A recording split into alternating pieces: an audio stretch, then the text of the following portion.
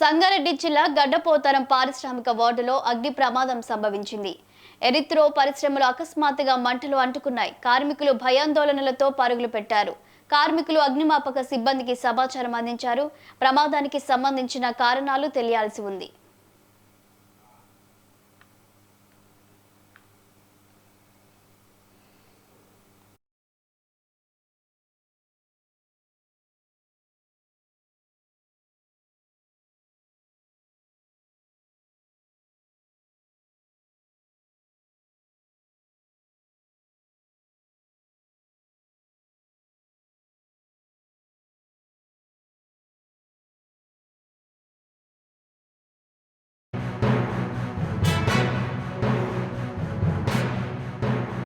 సుమారు 4:30 ఆ ప్రాంతంలో మన హెరిత్రో ఫార్మా గడ్డపోతారం విలేజ్లో ఉన్నటువంటి ఫార్మా కంపెనీలో ఫైర్ అవుతుందని చెప్పేసి మెసేజ్ రావడం జరిగింది.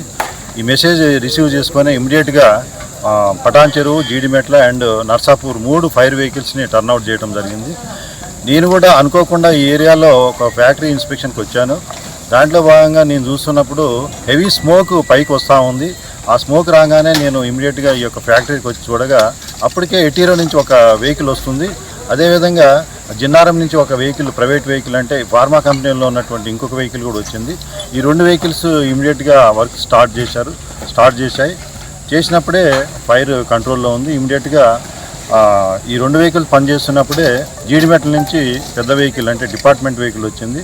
ఈ 3 వెహికల్స్ కలిసి ఫైర్ని కంప్లీట్గా ఆర్పేశాయి. వరకు ఏం జరగదు. లోపల ఉన్నట్టు పనిచేస్తున్నటువంటి వ్యక్తులందరూ కూడా బయటకు వచ్చేసారు. నేను వచ్చేటప్పటికల్నే మొత్తము ఇంటర్నల్ రోడ్స్ దాటి బయట ఉన్నారు. సుమారు 4:30